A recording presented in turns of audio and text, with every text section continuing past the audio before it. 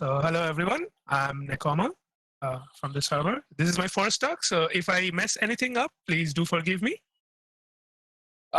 Okay, so today I'll be talking about some topics on relativity that's not exactly related to special relativity, but will be related to Galilean relativity, a few things on special relativity, and some more generalized relativity concepts. So as you see, I've written down here, if you can see my screen, relativity from one postulate. It's because we know that special relativity is derived from two of Einstein's postulates. One is the postulate that all physical laws are the same in all inertial reference frames, and the second postulate that the speed of light is constant. We will not be considering the speed of light as constant postulate and see where this leads us. But first, we need to understand what we mean by the word relativity. So I'll just this word relativity, we need to understand what this means. So to understand what we mean by relativity, we need to take a look at what are frames of references. So first, we need to define what frames of references are. For the people who are more mathematically inclined, a frame of reference is defined as follows. A frame of reference is a section of a frame bundle of any given manifold. I won't be discussing what this is. I have just mentioned this in passing so that people who know differential geometry or anything else might be able to understand where we are coming from. But for today, we will be looking at inertial reference frames. So what are inertial reference frames? To understand inertial reference frame, try to think of a surface first. Any kind of a surface. Choose a point on that surface and consider all vectors from this point that are tangent to the surface. You know, like if you take a sphere and if you have a point on the sphere, you can consider all tangent vectors on the sphere. All these tangent vectors, if you look at them, they all lie on a single plane. This plane is also called the tangent plane to the surface. If you think of a sphere, think of a plane that just touches at a single point. This is what is called your tangent plane. Right? So I think I have a picture here. Yeah, this is a much better picture. You have a sphere and you have the tangent plane on the sphere. So what do we mean by a reference frame? A reference frame at a point P. So by our point P, we'll mean this point here. Exactly this point. At a point P of our manifold M is an ordered basis for the tangent space. So see, our tangent space is a plane here. So our plane will have a basis. These blue colored lines here. This is a basis of our plane. This is what is called a reference frame. So if you have like, this is a two-dimensional manifold. So your tangent space is a plane. If you have, for example, a 3-dimensional or a 4-dimensional manifold, like we have in relativity, then you'll have a 3-dimensional or 4-dimensional tangent plane, tangent space, respectively, and your basis will be your basis will have 3 or 4 elements. The cardinality of your space, basically. This is what is mathematically an ordered base, mathematically a reference frame. So, but once we have a reference frame, we generally talk about coordinate systems. We always have a coordinate system with our reference frames. How does that work? To look at that, we define what a coordinate system is first. So the point here I want to make is, for every think of a manifold as a surface first. As any surface, for every point, is somebody pinging me in the server? Look. Okay. So for every point in the manifold, what you have is an open set around the point. Consider this to be just an open set. For the Euclidean space, you can consider for any point you have an open ball around it. This is an open ball. The set of all, so if this is radius r, this is the set of all points which have radius less than r, and starting at the point, this point p, an open set. This open set has a continuous map onto any flat plane. Any flat plane. This is your R2. So your two-dimensional surface has an open set around the point P, and this point is mapped to some open ball around the origin in R2. This point P is mapped here through some map phi. Here it's phi p. This is called a chart. This phi is called a chart. This comes with the definition of any manifold or any surface you consider. The point is this chart is what your coordinate system is. This chart, this continuous map is your coordinate system. A coordinate system is a chart. That is, if U is open in M, M is a manifold, then the chart phi defines a coordinate system. Phi maps your manifold to some to your Euclidean space. Here's a picture. I am taking the prototypical example of a sphere since it's easy to understand. You have a sphere, you have an open set around the point P, you map that open set to some open set in R2. Here I have written it Rn so that you can think of it as a generalization. So how does this give us our coordinate systems? For that, you need to know something which I won't be elaborating on. The point is, if you have a tangent space and you have a manifold, then there's essentially a way to come down from the, what the hell happened? Yeah, you have a way of coming down from the tangent space to the manifold. It's called the exponential map. So when you're exponentiating something, you go from the tangent space to the manifold. So if you have a frame of reference, let's say on the tangent space, you do the exponential map, you can come down onto the manifold. That disappears. You can come down to the manifold, and since your manifold has a chart on it, which is the coordinate system, you can see how frames of references and coordinate systems are related. So yeah, here's the picture. I'll like zoom in. You have your manifold and your tangent space. You take the tangent space and you define your ordered basis, which is your frames of references. So let's say even if you have an ordered basis, you can obviously map this basis to a basis of Rn. The known basis like x1, x2, so on in Rn. That is a map C. Then you can come down to the manifold by the map exp, and then you just combine these two maps to get from a reference frame. This is a reference frame to get a chart, to get a coordinate system. This is the exact coordinate system that we work with, but we never define what coordinate systems are. We just take them to be like this 3 axes. But if you have something like a sphere, you can't put 3 axes on this thing. At every point, you will have 3 different axes. This is the exact formalism that allows you to put coordinate systems at every point and make them work. Why I wanted to mention this? That's because when we'll be working now, we'll be working in 1 dimensions.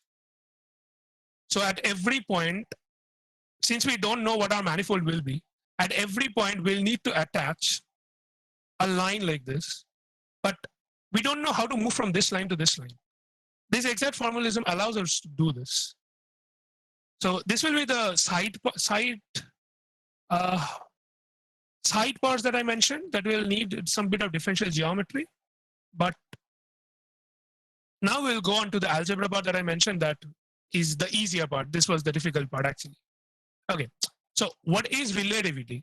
Relativity is the notion of how some observable differs in different reference frames. So if you have 2 different reference frames, relativity just tells us how you transform between 2 reference frames.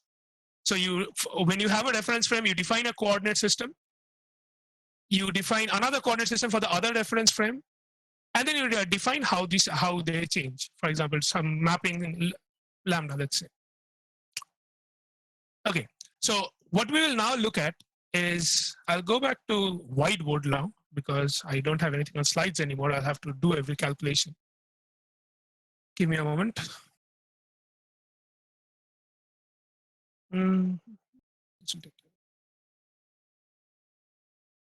Just a second.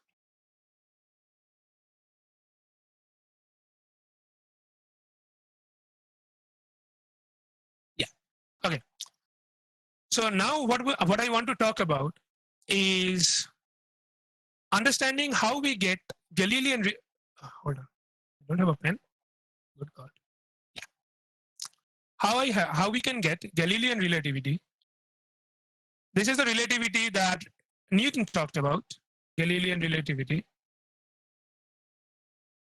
Yeah.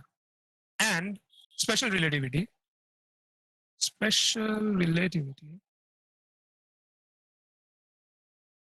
and I will mention something called other relativities. These are something that are not talked about actually. Other relativities from very basic assumptions about our universes. This is the part where we will do some algebra. Can't I zoom in? Okay, so consider two reference frames. Just two reference frames. One is S with the origin here, and one is X dash. This is S dash with origin here. So this reference frame is moving with velocity v with respect to this reference frame. So we need to find a function x dash which relates. Sorry. Yeah. So give me a second. Just a second.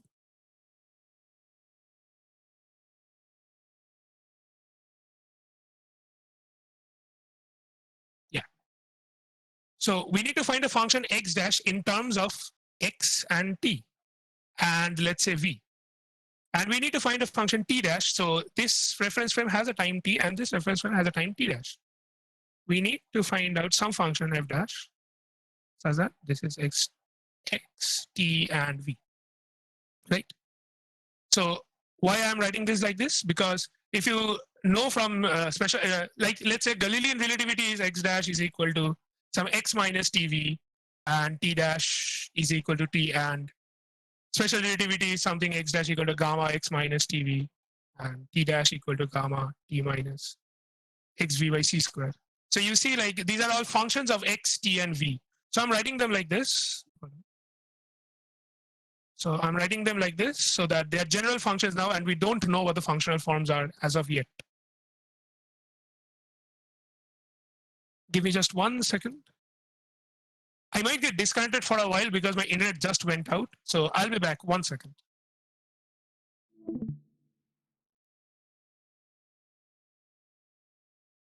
Hello, can you hear me? Fox, can you just confirm if you can hear me? Yeah, I just changed my internet. My internet went out. It's raining here.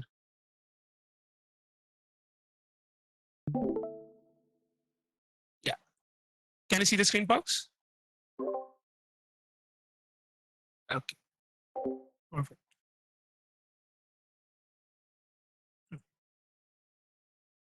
Okay. Okay. So we have, so to make this more obvious that this is a space, okay. Sorry. You can see the whiteboard, right, Fox? Okay. So to make this more obvious that this function is a spatial transformation and this function is a temporal transformation, we'll write this like this. So we'll write x dash is equal to some x of xtv, and t dash is equal to some t of xtv. Right. Now we'll assume a few things. We'll assume a few things about our universes. One. Our universe is isotropic. By isotropic, I mean if you have any set of coordinates, which direction you look at, it will always look the same. The universe will always look the same wherever you look at. In other words, we are assuming that if you rotate your coordinates, your physical predictions will never change. So we are assuming our universe is rotationally invariant. Number two, we'll assume our universe is homogeneous. Homogeneous. When we mean our universe is homogeneous, I mean if you shift your coordinate system to somewhere else, let's say you shift your origin here, or you shift your origin in there, our physical predictions again won't change. So you have the liberty of picking up your reference frames and placing them wherever you want. Nothing will change again. Okay, so this is one. Okay, we'll assume a few other things. We'll assume that these transformations, the transformations x and t are non-compact. What do I mean by non-compact? So by non-compact, I mean like if you do two transformations, let's say you do x once, then you again apply x, then you apply x a finite number of times. Let's say you apply x n times. Then you do not get back to identity. You suddenly, like, if you transform by, let's say 1 meter per second, then you transform by 2 meters per second, you suddenly come back to the origin. This should not happen because obviously if you go two directions here, you should not come back here to the same point in place, space and time. It is entirely possible that space is closed. What I meant to say was it should be like you apply t as well. You should apply t as well. X and t at the same time should not come back to the same point in space-time. It is possible that x comes back or t comes back, but x and t together should not come back. This should not happen. And I'll tell you why I am taking this into consideration. There are a few universes that are very weird and pathological. 4, this is what Einstein gave as the first postulate of relativity, that is, all physical laws remain the same under x and t. Remain the same under x and t.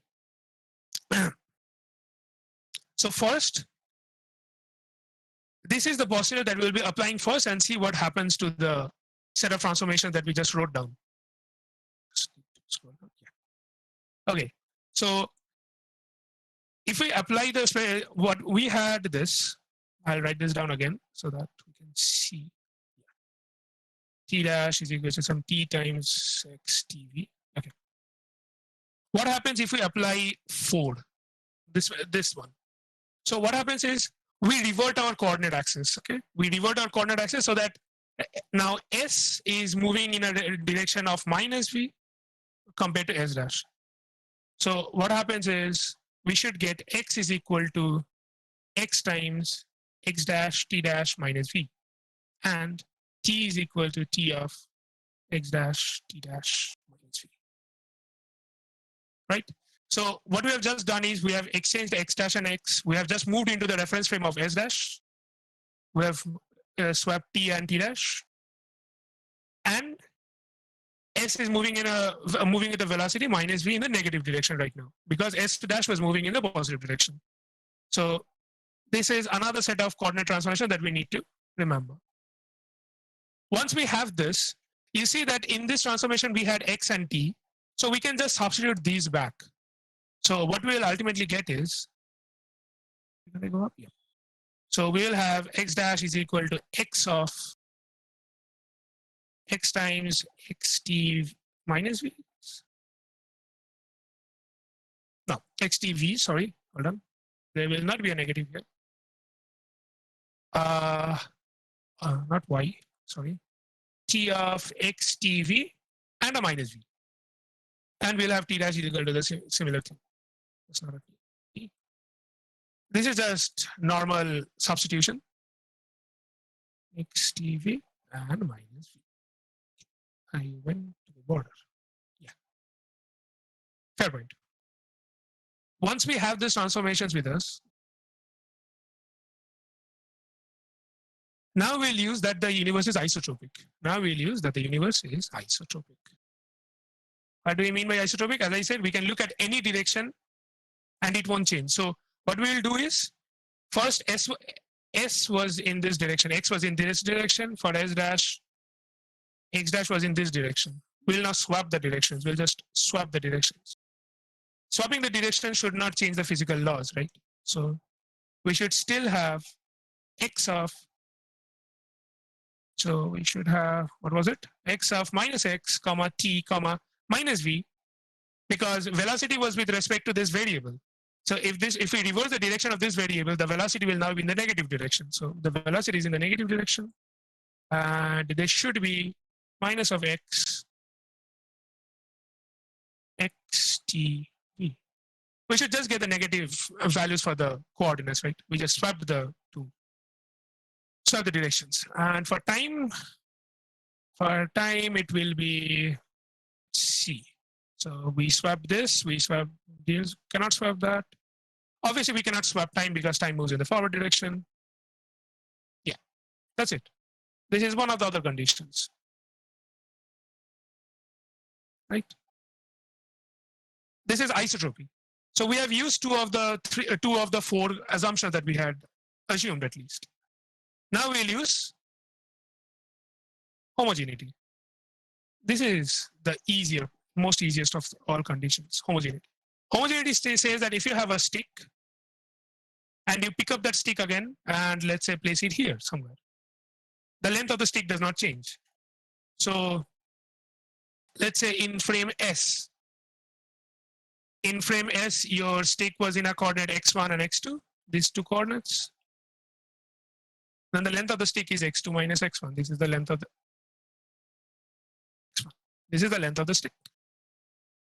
But the length of the stick in S dash, this is in S, but the length of the stick in S dash is L dash, that is x of x2 comma t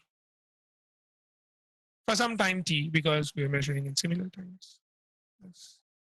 You just transform the two variables. This is in S dash. What happens if we pick the stick up and place it somewhere else? This will be some plus h.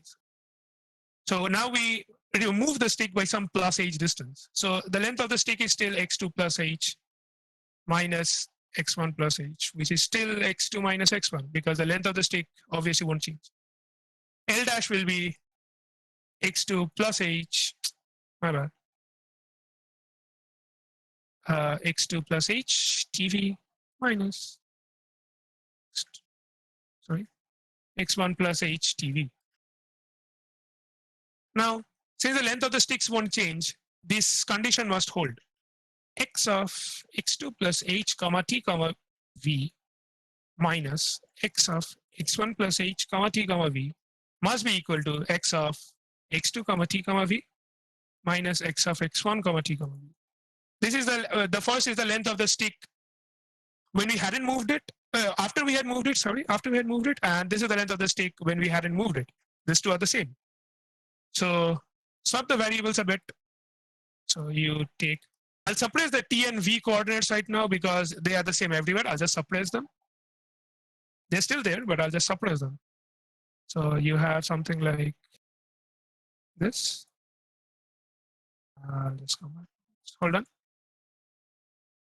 Never mind. Yeah. This thing. Divide both sides by h. Take the limit. This must seem familiar to everyone. This is just the derivative of the function x. So you can just write as del x x equal to x2 is equals to del x at x equal to x1. I'm writing these as partial derivatives because we still have t and v here, so they are constant here. But you should notice that the point x2 and the point x1 was arbitrary. This means that the derivatives evaluated at any two arbitrary points are the same. That means the derivatives themselves must be constant. This is a constant, which says that this is some constant. So this says that x is a linear function in x.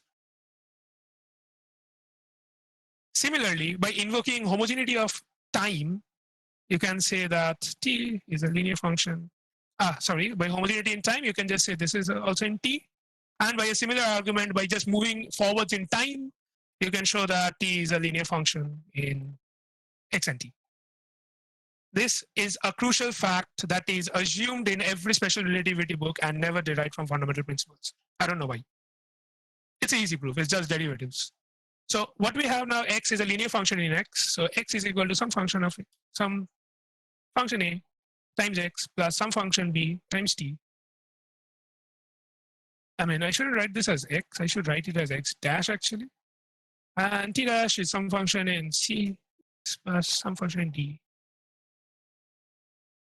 Where these are all functions of v. Should mention these are all functions of v. Right? Now, this is the crucial factor. This is what we needed. Now we have one equation that we haven't used yet. The one equation that we haven't used, don't tell me I lost it. Hold on. Give me a second. I'll just find it. Yeah, this one. This one will tell us that those functions A, B, C, and V, C and D. This will tell us the parity of these functions. Because you see here, there are a few negatives here. These negatives will tell us the parity of these functions, and those are the things that will determine what the functions A, B, C, and D are. So you can just like plug everything in. Let me see if I can do the plugin because yeah. So yeah, give me a second. I think I have written this somewhere down. This plugin.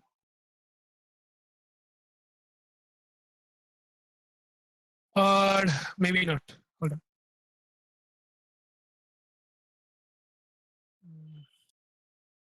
Right. So I'll write down what those equations was again. Those equations were x of minus x comma t comma minus v is equal to minus of x tv and t of minus x comma t comma minus v was t of x comma t comma v. Fair. Also, just to match the things, this was x tv and this was t x tv. Right. So what we'll do is we'll just replace everything. So for this, we have a minus v of minus x plus b minus v of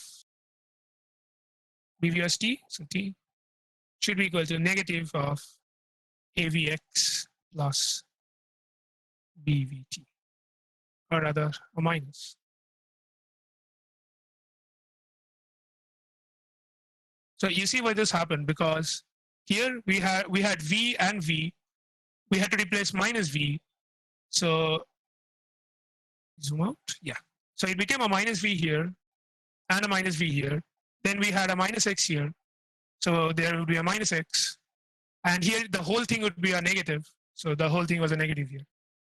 So if you solve it now, like take the coefficients of x and t to be the same. So you'll have a of minus v is equals to a of v, and b of minus v is equals to minus of b of v. Right? Similarly, you will get c of minus v is equals to minus of c of v, and t of minus v is equal to d of v. So this says that b is an odd function, c is an odd function, a is an even function, d is an even function. Right? It's my mouse somewhere. Yeah, d is an even function. Okay, once we have this, we do have another set of equations that are left. The first equations that we derived.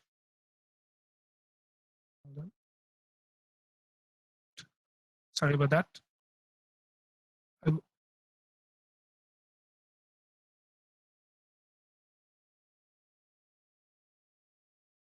There's just so much of algebra and I can't find my mouse.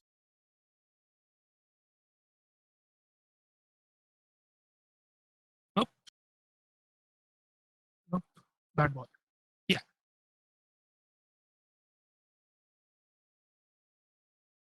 Yeah, this set of equations. I should write this down a bit clearly. This. When we swap reference frames, this set of equations. This set of equations. We'll now use this set of equations to find relations between A, B, and C, A, B, C, and D. So this is again a bit of algebra. So I won't go through that algebra because it's a bit tedious, but I'll definitely tell you the results. I'll go down. Yeah. So the results are very strangely AV square minus AV square, right? Yeah. BVCV is equals to 1. BV AV minus DV is equals to 0. CV AV minus DV is equal to 0. And let's see. So AV and DV are the same thing. So basically DV square BV minus CV is equals to 1. These four sets of equations are what will determine what we call relativities. So there are a lot of solutions for these equations. Obviously, there are four sets of equations, four solutions. We'll go through each of the solutions one by one. Let me get my bearings first. Okay. I'll write down the equations here, small. Again, this is what that is. AV square minus BV CV is equals to 1. BV AV minus DV is equals to 0. CV AV minus DV is equals to 0, and DV square minus BV CV is equals to 1. We'll keep this in the back of our minds.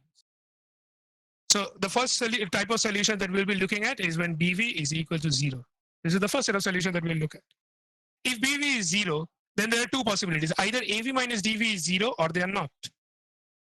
So there are two possible cases. AV is not equal to DV, and oops, much better. AV is equal to DV. If AV is equal to DV, if this is the case, then there are two more cases. If AV is equal to DV, then either BV can be equal to CV or they are not.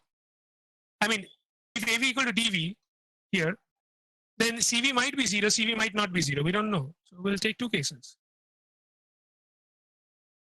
Right?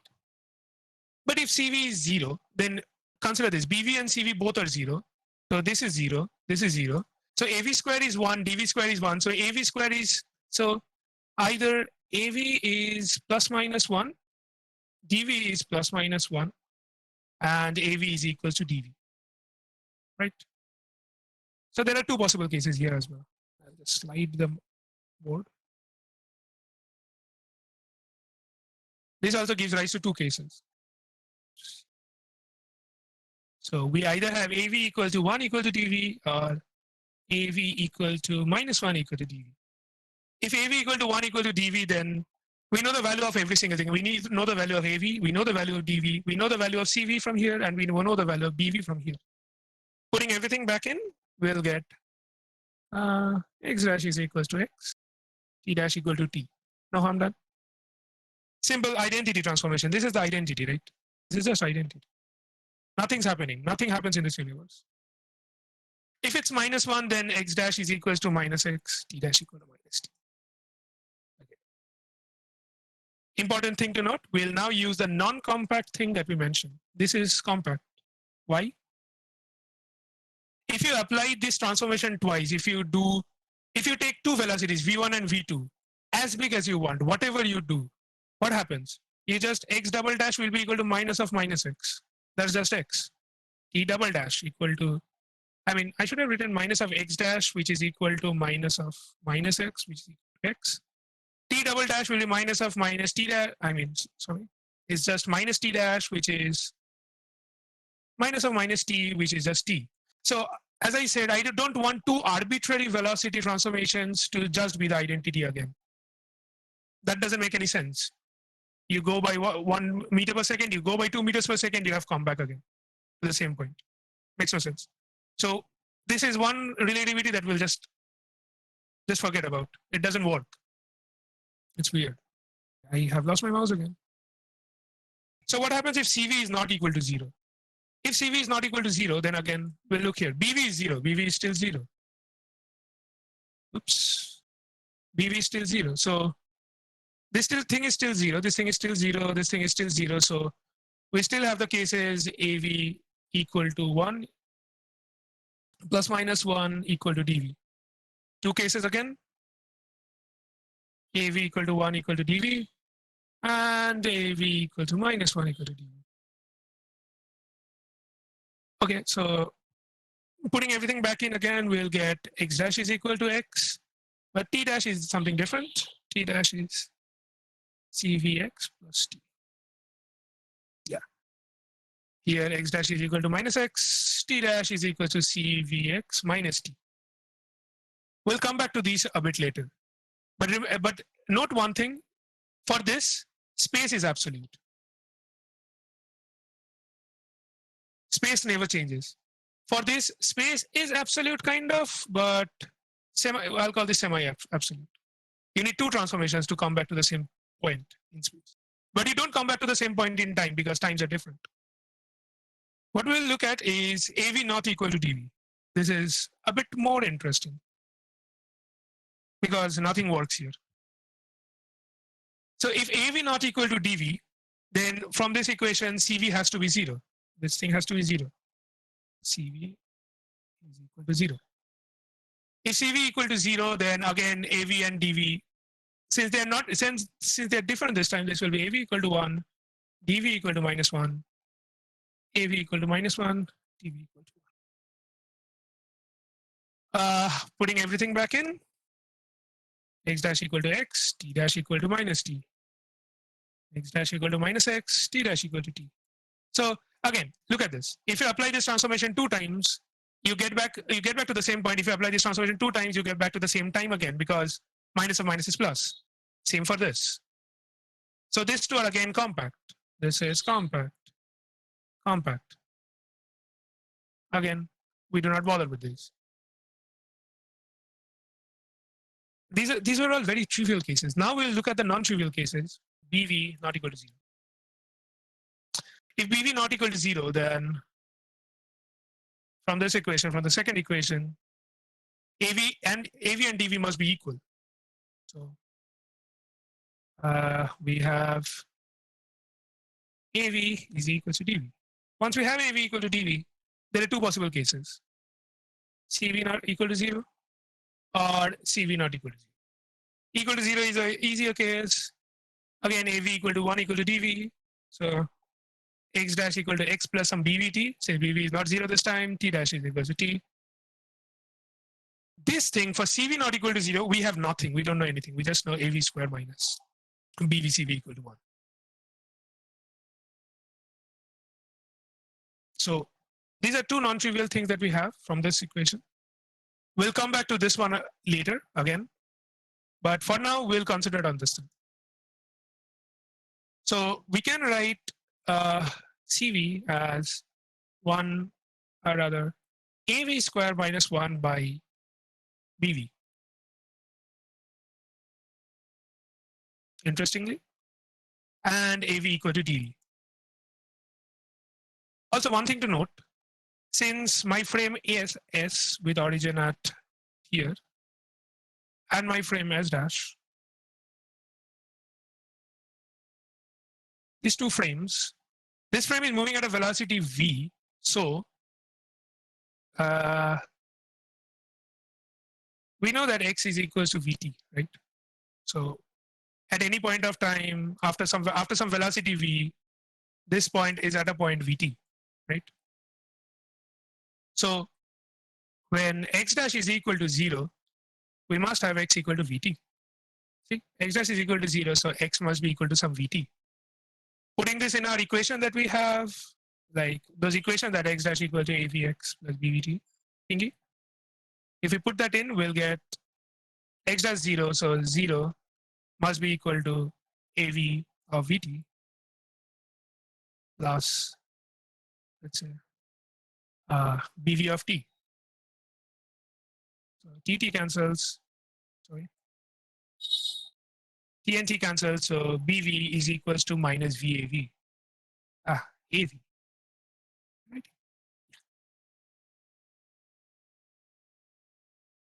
So now we have every single function in terms of AV. So we can just write this down as AV square minus 1 divided by minus V. So CV is known in terms of AV, AV is known in DV is known in terms of AV, DV is known in terms of AV, and BV is known in terms of AV. So remember those transformations. What is my point? X dash equal to AVX plus BVT. T dash equal to CVX plus T. This can now be written as a matrix form in a matrix. X dash T dash is equals to, so we'll have a AV here. BV is minus VAV CV is 1 minus AV divided by minus VAV, and DV is just AV. This times 60. Right? You can check that these two are the same things. I have just written down this in a matrix form. Why I have written down in a matrix form? Because here comes another axiom, another assumption, fifth. The transformations from a form a group. Form a group. So by a group, I mean like if you have two transformations, if I call the transformations like lambda, so if you have lambda 1 and then you apply lambda 2, this should give you some lambda 3. So you should have the same form of the functions again. We'll use this here actually. So suppose now you have frame S here, your frame S dash here moving with velocity V, and a frame S double dash moving with some velocity U with respect to V. U with respect to V actually. With respect to. So, and call this transformation is call this coordinates X double dash and T double dash. So what you will have is X double dash T double dash is equals to AU, BU, CU, and DU. X dash T dash. But you can also write these as AU, BU, CU, DU, AV, BV, CV, and DV of XT. Okay. So you multiply them out. AU AV plus BU CV, CU AV, DU CV, AU BV plus BU DV, CU BV,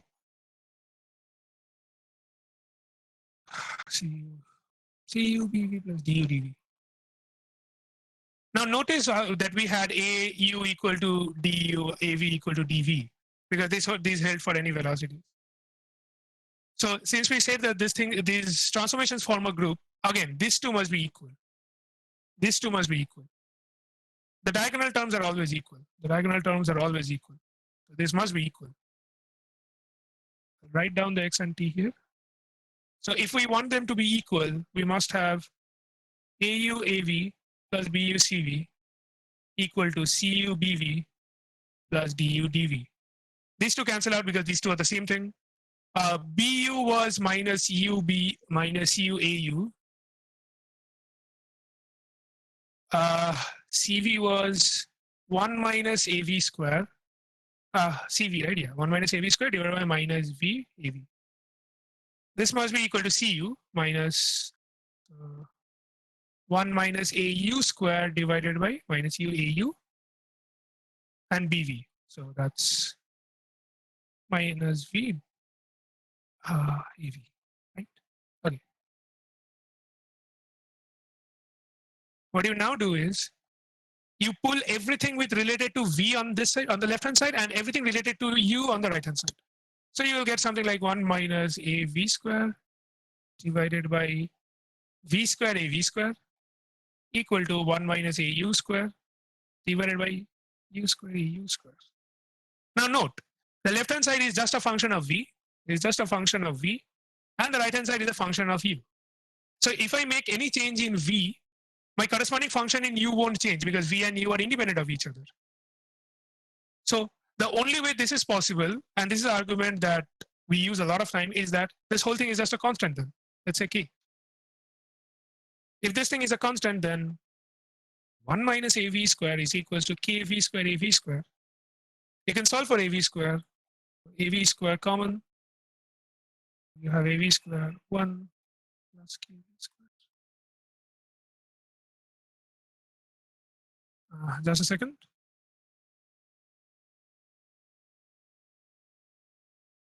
Hold on, just a second. Did I mess up a negative sign somewhere? Yes, I think I messed up a negative sign somewhere. Give me a second. I think I messed it up here.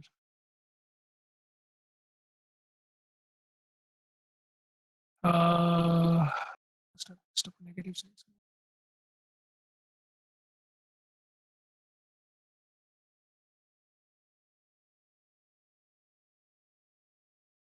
AU square minus BVCV.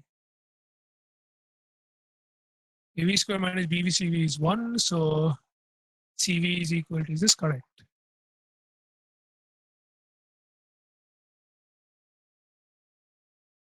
Is this correct? So BVCV is equal to AV square minus, no. No, this is correct. This is correct. Where is the error?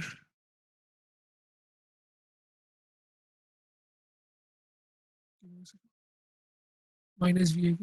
Ah, I see. I changed the form here by mistake. Okay, so nope, -1. For some reason, I changed the sign there. God. This is a stupid error. -1, -1.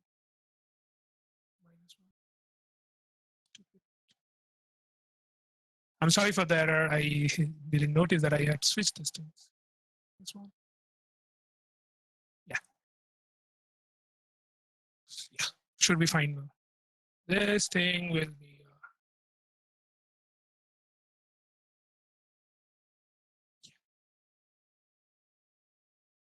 Can I get my pen, please?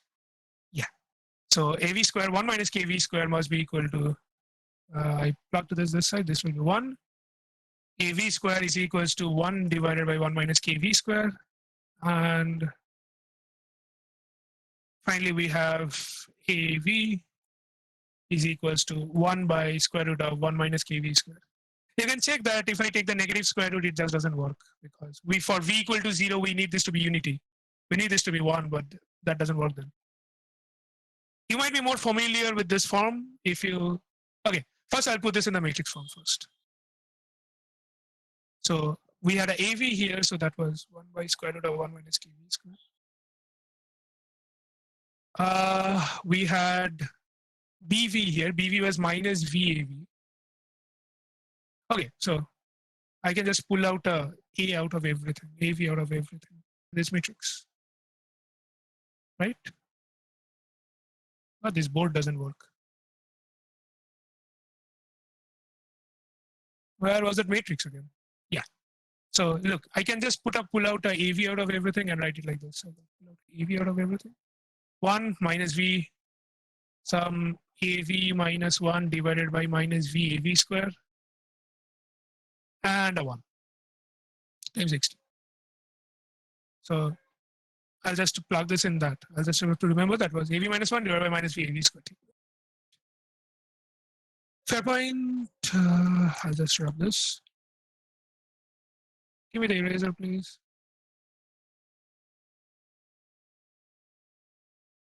Excuse me, board. Why did you erase yourself? Give me back my things. Need to go down. I am sorry for the delay. This board doesn't work.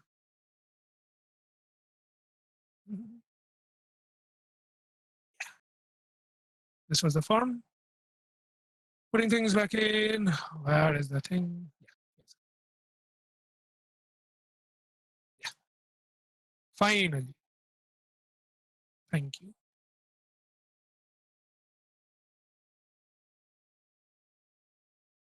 Hold on a second. Did someone text me? The board is not a socialist. Yeah, the board is just going against me today for some reason. Yeah. If you plug in the values, it will just be some AV times 1 here.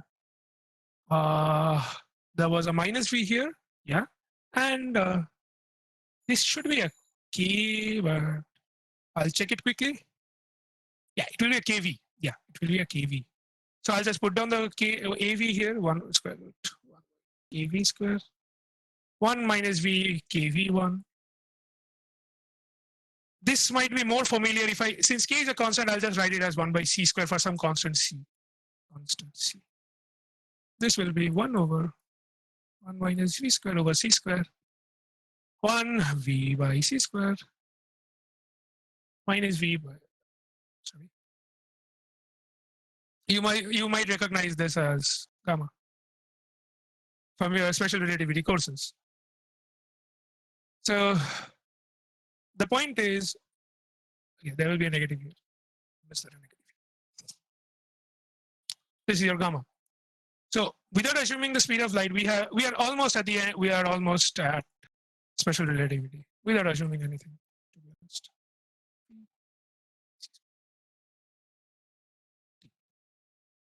The point is, if you notice something,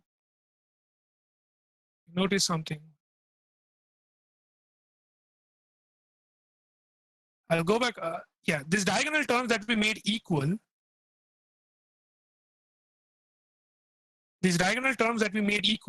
they're always a function of the velocity. They're always a function of the velocity. So this thing, this big thing, must be a function of some velocity. And this velocity is something that will be the relativistic addition of the two velocities, u and v. If you do the calculations, actually, it comes out that AW, right? If you sum up the two velocities, u and v, it will come something like, again, workboard, yeah. You will find that velocity W is equal to something of the form u plus v divided by 1 plus k uv, which you might again recognize u plus v divided by 1 plus uv by c square. Okay, we are almost there. So what are the possible values of k that you can have? Either k is equal to 0, k is greater than 0, or k is less than 0, right? Obviously. If k equal to 0, we can see that AV, which we had, 1 by square root of 1 minus kv square, this thing becomes just a 1. So putting this back in the equations, we have x dash t dash is equal to 1 times 1, 1. This has a v, should be a minus v. And this was a k was equal to 0, so this will be 0. xt. So you have x dash equal to x minus vt, t dash equals to t. This is exactly what the Galilean relativity tells us. So k equal to 0 is Galilean relativity. What happens if k is greater than 0, but a finite value? So that's the special relativity. We have nothing to do with it. What happens if k is less than 0? Well, I'll leave it to you to show that if k is less than 0, then the system is inconsistent.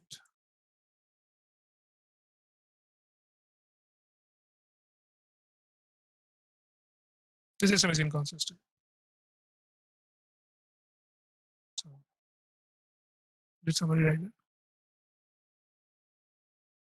Okay. People are chatting in chatting. Okay.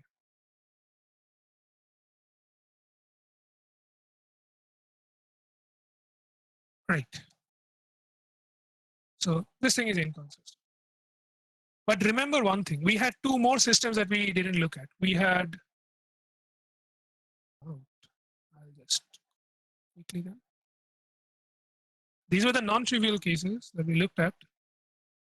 But what happens if we, yeah, there were two more systems that we didn't look at. This system and, did I lose it? Yeah, this system. So this system had x dash is equals to x, t dash is equals to cvx plus t. In this system, it's impossible to communicate.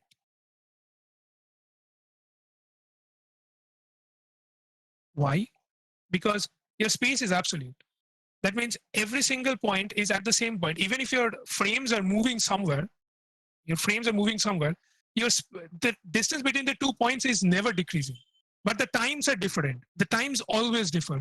So if you want to send a message from here to here, the times just differ by so much that they will never get to this point. Although there is nothing called this point. They are the same point, but they are at different times.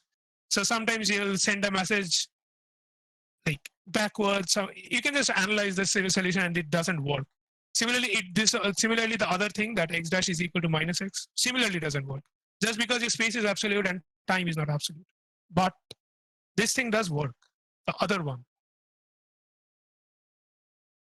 This one does work. X dash is equal to x plus bvt. Also, this is known as a Carolian universe for those of you. This is called Carolian universe, named after Lewis Carroll, the famous author of Alice in Wonderland, because he was the first one to say that such an universe might be possible, but it might not be possible to communicate. Just like Alice and his rabbit hole. Alice's sister couldn't communicate with Alice down the rabbit hole. Anyway, beside the point. X dash is equal to x plus bvt. Remember what bvt was? Bvt was minus VAV. If you put that thing here, x minus VAVT.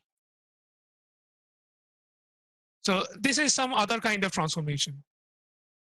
So this will be V divided by 1 minus KV square. This is not special relativity, but it is almost special relativity, but except for a term of, oh, this is exactly special relativity, never mind. This is exactly special relativity, except that x does. What can you work? Yeah. This thing doesn't have a factor of gamma in it. So special relativity says x dash is equal to gamma x minus VT. This guy says, no, I will be x dash equal to gamma x by gamma minus VT. Well, so this is, we'll call special relativity maybe. This universe is almost also possible. But the constancy of speed of light tells us that obviously this won't be possible. But if speed of light was like, it followed some other geometry, our universe followed some other geometry, then this could have been possible. So we have three non-trivial things that are possible. I'll write them down here. We have x dash is equals to x minus VT, t dash equals to t. This is Galilean. We have x dash is equals to gamma of x minus VT. T dash equals to gamma of t minus Vx by c square. Again, this is special. And we have x dash is equals to gamma of x by gamma minus Vt. T dash is equals to gamma t minus. Oh, sorry. There is no factor of.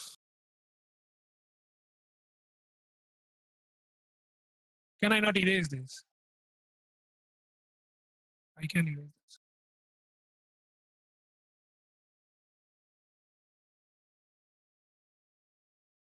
T dash is equal to t. So this is special relativity, I should say. Special. Time is absolute, but your space is changing at a very weird thingy somehow. Okay. Now notice something. We still know that gamma is equal to 1 by square root of 1 minus v square by c square for some constant c. We don't know what the constant c is. To know what we don't know if our universe follows c equal to 0 or c greater than 0. C less than 0 was inconsistent. Right? Also, we don't know, we don't know what it will be. We don't know out of this three, which it will be. To find that, you need some extra assumptions. So if you say like time is absolute, t dash is equal to t always, then you can have special relativity and Galilean relativity, but you need some other assumptions to know which transformations your universe follows. We know that this is not the assumption in our universe. In our universe, the assumption is Maxwell's laws follow. So what you do is you put all these three transformations into Maxwell's laws and see which one keeps the Maxwell's laws invariant. Because you want Maxwell's laws to be invariant under assumption 1, that all physical laws are invariant under the transformations. You'll see that only special works, should actually write this. Only special works, that is Maxwell. So if you put Maxwell with special, that gives you Maxwell dash. Maxwell dash if and only if k is equals to 1 by c square, or yeah, where c is 1 by square root of epsilon naught mu naught, or is the speed of light. This is the only time it will work, and the rest doesn't work. Just doesn't work. So under these assumptions of isotropy, homogeneity, non-compactness,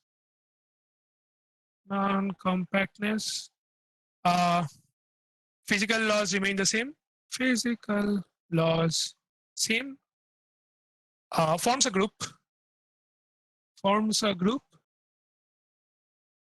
Maxwell's equations work. Maxwell's equations. Under these basic assumptions, we can say that special relativity is the only one that works. Special relativity. It doesn't mean that if Maxwell's equations was not there, but if there was a separate set of equations, then we cannot say what will work. It can be Galilean, it can be special, it can be special. If our universe is not isotropic, then also there can be other things that can work. If it's not isotropic, let's say, if it's not homogeneous, then other things can work. If you get the point, But these were all in one dimensions. What happens if we jump dimensions? This was all in 1D. So in one dimensions, we have derived special relativity, special, Galilean, and special. Things that work. What happens if you have 4D? The thing where we actually work, X, Y, Z, and T. Well, Lévy-Leblanc, I don't know if this is one guy or if this is two guys, people know him as Lévy-Leblanc, assumed a few things, isotropy. He did not assume, he or she, I am not sure, did not assume homogeneity, did assume non-compactness, did he assume physical laws, and he assumed some form of a parity, like you can flip time here and there, you can flip space here and there. This is a very small assumption compared to homogeneity. Homogeneity is a very large assumption. Under this assumption, he or she found out that there are 8 possible transformations. 8 possible transformations, out of which I guess 6 worked, because the other 2 were the other 2 did not allow causal. The other 2 did not allow causal communication. One was Carolian, another was some weird form of the Poincare group. It was called P dash. These 2 didn't work. So he or she had found that there are 6 different groups that worked, and you needed experiments or other assumptions to find out which one worked. I will later send a link to that paper. It's not difficult to read if you know a bit of Lie algebra, because she does everything through what are called Lie algebra. Oh, she also assumed groups. So these formed groups, Lie groups. She solves everything through Lie algebra. Dyson, Dyson, if you want to look this up as a very simple explanation for what is going on, Dyson has an article known as missed opportunities. You can search it up. It's free on, I guess, Project Euclid. Yeah, it's free on Project Euclid. You can look it up. It's called Missed Opportunities by Dyson. He has a nice picture of how to get all those transformations and how to transform between those transformations and everything. So you can look that up. I'll send the Lévy-Leblanc paper later. And yeah, that's just about it. So from very naive assumptions, you can actually derive all forms of relativity. And so people say that Galileo could have derived special relativity if he was not hung up on t equal to t dash. Newton could have found out, not Newton actually, my bad. Einstein could have found out, mathematically at least, that special exists if he was not hung up on the constancy of the speed of light. These are also some missed opportunities for people. They missed some of the mathematical opportunities that there was if they had looked a bit deeper into the assumptions and everything. But well, that's how history works. People miss things. And yeah, here I'll conclude the talk. Thank you very much. If anybody has any questions, do let me know. I'll be here for a while.